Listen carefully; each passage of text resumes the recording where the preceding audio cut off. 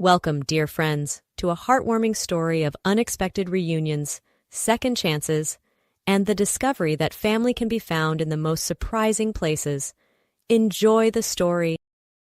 The bustling farmers' market on the outskirts of small-town Millbrook was a hive of activity on that crisp autumn morning. Vendors called out their wares as the scent of fresh produce and baked goods wafted through the air. Among the crowd, a petite blonde woman in her early 30s navigated the stalls with her young daughter in tow. "Mommy, can we get some apples?" 6-year-old Emily tugged at her mother's worn jacket, her big blue eyes wide with hope. Sarah Miller glanced down at her daughter, her heart clenching. They had barely enough money for milk and a small cut of meat. Apples were a luxury they couldn't afford. "I'm sorry, sweetheart. Maybe next time," Sarah said softly, steering Emily towards the dairy stall. As they approached, an elderly woman behind a produce stand caught Sarah's eye. The vendor's weathered face creased into a kind smile as she beckoned them over. "Come here, little one," she called to Emily. "I've got something for you." Emily looked up at her mother questioningly. Sarah nodded, and they approached the stand.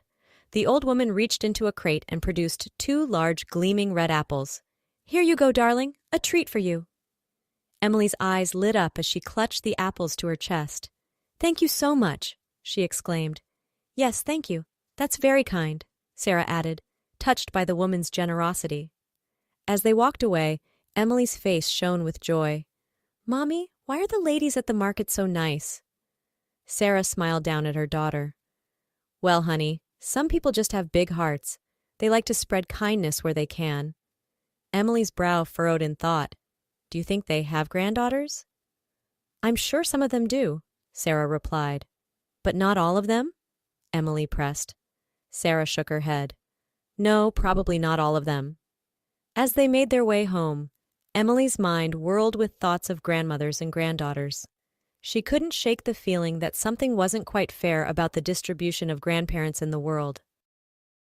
The Miller women's home was a small, slightly dilapidated cottage at the end of Oak Street. Paint peeled from its weathered siding, and the porch steps creaked ominously. But to Emily, it was a castle. As they approached, Emily's eyes darted to the newer, larger homes that lined the rest of the street. She couldn't help but notice the stark difference. "Mommy, why is our house so much smaller than the others?" Emily asked innocently. Sarah's cheeks flushed with embarrassment. "Well, sweetie, sometimes people have different amounts of money to spend on houses. Ours may be small, but it's filled with love, and that's what matters most." Emily nodded, accepting her mother's explanation. As they entered their tiny home, Sarah's facade of cheerfulness began to crumble. She sank onto their threadbare couch, a hacking cough racking her slender frame. "Mommy, are you sick?" Emily asked, her voice tinged with worry. Sarah tried to smile reassuringly. "It's just a little cold, honey.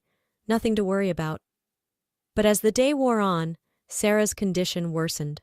By evening, she was burning with fever, her face flushed and her breathing labored. "Emily, sweetie," Sarah rasped, "I need to run to the pharmacy for some medicine. Can you be a big girl and stay here by yourself for a little while?" Emily's lower lip trembled, but she nodded bravely. "Yes, Mommy. I'll be good." Sarah kissed her daughter's forehead. "That's my girl. I'll be back soon. Why don't you watch some cartoons while I'm gone?" As Sarah stumbled out the door, Emily couldn't shake the feeling that something was terribly wrong. Sarah hurried down the sidewalk, her vision blurring as she fought against the fever ravaging her body. She knew she shouldn't be out, but with no one to watch Emily, she had no choice. The small bell above the pharmacy door jingled as Sarah entered. The pharmacist, a kindly middle-aged man named Tom, looked up from his work. "Mrs. Miller, are you all right?" he asked, concern etching his features. Sarah gripped the counter for support. "Just need some cold medicine," she managed to say. Tom frowned. "You look like you need a lot more than cold medicine. Have you seen a doctor?" Sarah shook her head. "No insurance. No money for a doctor," she admitted quietly. Tom's frown deepened. He quickly gathered some over-the-counter medications and a bottle of electrolyte solution. "Here," he said, bagging the items. "Take these, and please, go home and rest. You're in no condition to be out." Sarah nodded gratefully, fumbling in her purse for the last of their money. As she stepped back out onto the street, the world began to spin. She stumbled, grasping at a nearby lamppost for support. "Ma'am, are you okay?" a passerby called out. But Sarah couldn't answer. The last thing she heard before losing consciousness was someone shouting for an ambulance. Back at the cottage, Emily sat anxiously by the window, her eyes fixed on the street outside. The cartoons played unwatched in the background as worry gnawed at her young heart. "Where are you, Mommy?" she whispered, her breath fogging the cool glass. As the minutes ticked by, Emily's anxiety grew. Finally, unable to bear the waiting any longer, she made a decision.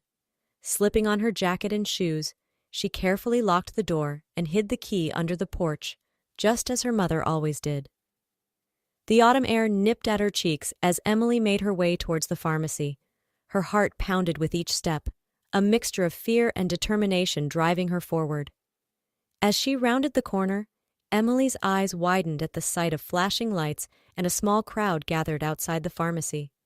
An ambulance was just pulling away, its siren wailing. "Excuse me," Emily tugged at a woman's sleeve. "Did you see my mommy? She came to buy medicine." The woman looked down, startled. "Oh, honey, was your mom wearing a blue jacket?" Emily nodded eagerly. The woman's face softened with pity. "I'm sorry, sweetie. A lady collapsed outside the pharmacy. They took her to County General Hospital." Emily's world tilted on its axis. But I need to go to her," she cried. "Oh, honey, you can't go alone. Where's your daddy or your grandma?" the woman asked. Emily's lower lip trembled. I don't have a daddy or a grandma." The woman exchanged worried glances with the other bystanders. "We should call child services," someone murmured. Panic gripped Emily's heart. She knew what that meant. She'd overheard her mother talking about it once. They'd take her away, separate her from her mom. Before anyone could stop her, Emily turned and ran, her little legs pumping as fast as they could carry her. She had to find help, but not from strangers who might take her away. And suddenly, she knew exactly where to go.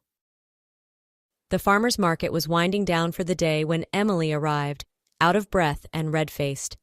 Her eyes darted frantically from stall to stall until she spotted a familiar face, the kind old woman who had given her the apples. "Excuse me," Emily panted, approaching the stand. Do you need a granddaughter?" The old woman blinked in surprise. "I'm sorry, dear." Emily's words tumbled out in a rush. "My mommy's in the hospital and I need a grandma to take me to her, but I don't have one. So I came to find one, and you were so nice before, so I thought maybe you'd want to be my grandma, just for a little while, please." The old woman's eyes widened as she processed Emily's breathless explanation. By now, other vendors had gathered around, murmuring in concern. "Oh, you poor thing," the apple vendor said softly. "Of course we'll help you, won't we, ladies?" A chorus of agreement rose from the assembled women, but before they could formulate a plan, an elegantly dressed older woman pushed through the crowd. "Excuse me," the newcomer said, her voice filled with concern. "I couldn't help overhearing. Is everything all right?" Emily turned, confusion etched on her small face. The woman knelt down to Emily's level, her eyes brimming with an emotion Emily couldn't quite place. "Hi there, sweetheart. My name is Margaret. Can you tell me what happened to your mom?" Emily hesitated, glancing at the apple vendor for reassurance. The old woman nodded encouragingly. My mommy went to the pharmacy because she was sick," Emily explained, her voice quavering. "But she didn't come back. And I heard someone say she was taken to the hospital." Margaret's face softened with sympathy. "That must have been very scary for you. You're such a brave girl to come looking for help." Emily nodded, tears welling up in her eyes. Margaret looked up at the assembled market vendors.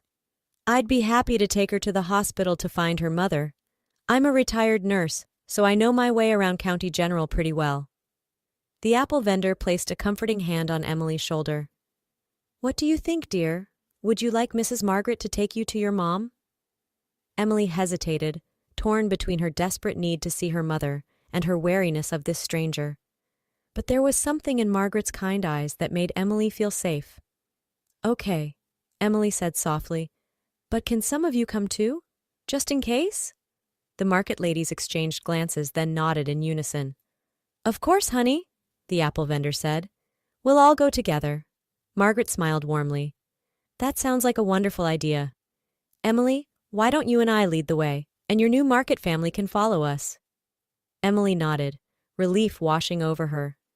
She slipped her small hand into Margaret's, and together they headed towards the hospital, trailed by a procession of concerned market vendors. With her new army of honorary grandmothers, Emily felt ready to face whatever came next, unaware that the woman holding her hand was more than just a kind stranger. The hospital waiting room buzzed with activity as Margaret approached the reception desk, Emily's small hand still clasped in hers. The market ladies hovered nearby, their arms laden with hastily gathered fruit baskets and home-cooked meals. Excuse me, Margaret said to the receptionist. We're looking for a woman who was brought in earlier today. Her daughter is here. She gently nudged Emily forward. The receptionist's eyes softened at the sight of the worried child. What's your mommy's name, sweetie? Sarah Miller, Emily replied quietly. As the receptionist typed on her computer, Margaret knelt down beside Emily. Don't worry, dear, we'll find your mom soon. A few moments later, a doctor appeared. Family of Sarah Miller, he called out. Margaret stood, still holding Emily's hand. We're here for Sarah. This is her daughter, Emily. The doctor's brow furrowed slightly. And you are? Margaret hesitated for a split second. A family friend, she said smoothly. How is Sarah doing? Mrs. Miller is stable, the doctor explained. She has a severe case of pneumonia, but we've started her on antibiotics. She's been asking for her daughter. Emily's face lit up. Can I see my mommy now? The doctor nodded, smiling. Of course. Follow me. As they walked down the sterile hallway, Emily's curiosity got the better of her. Mrs. Margaret, how did you know where to find the hospital? Margaret smiled gently. I used to work as a nurse here, sweetheart. I know this place pretty well. They paused outside Sarah's room. Margaret knelt down to Emily's level. Emily, I want you to know that no matter what happens in there, you've been so brave today. Your mom is going to be so proud of you. Emily nodded solemnly, then pushed open the door. Sarah's eyes lit up at the sight of her daughter. Emily, oh, thank God you're safe, she cried, reaching out her arms. Emily rushed to her mother's bedside, clambering up onto the hospital bed for a fierce hug. It was only then that Sarah noticed the other figure in the doorway. Margaret? She gasped, her face paling. What are you doing here? Margaret stepped forward hesitantly. Sarah, I know I have no right to be here, but when I saw Emily at the market looking so lost and scared, I couldn't stay away. Sarah's arms tightened protectively around Emily. You made it very clear 5 years ago that you wanted nothing to do with us, she said, her voice hard. Emily looked between the two women, confusion evident on her face. Mommy, do you know Mrs. Margaret? Sarah took a deep breath, her eyes never leaving Margaret's face. Emily, sweetheart, this is your father's mother, your grandmother. Emily's eyes widened in shock. But you said I didn't have a grandmother. I know, honey. It's complicated, Sarah said softly. Margaret's eyes filled with tears. I'm so sorry, both of you. I was wrong, so terribly wrong. When John died, I was consumed by grief, and I lashed out at the wrong person. Sarah, can you ever forgive me? Sarah was quiet for a long moment, her eyes searching Margaret's face. Finally, she spoke. I won't pretend the past didn't happen. You hurt us deeply, Margaret. But... She glanced down at Emily, who was watching the exchange with rapt attention. But Emily deserves to know her grandmother. We can try. Margaret's face lit up with hope. Thank you, she whispered. I promise. I'll spend the rest of my life making it up to both of you. As if on cue, there was a commotion at the door. The market ladies had arrived, arms full of get-well gifts and bright smiles on their faces. Hope we're not interrupting, the apple vendor called out cheerfully. We just wanted to check on our honorary granddaughter and her mama. Emily giggled, her earlier fears forgotten. Mommy, look, I found lots of grandmas at the market. Sarah couldn't help but laugh, even as tears of relief and emotion spilled down her cheeks.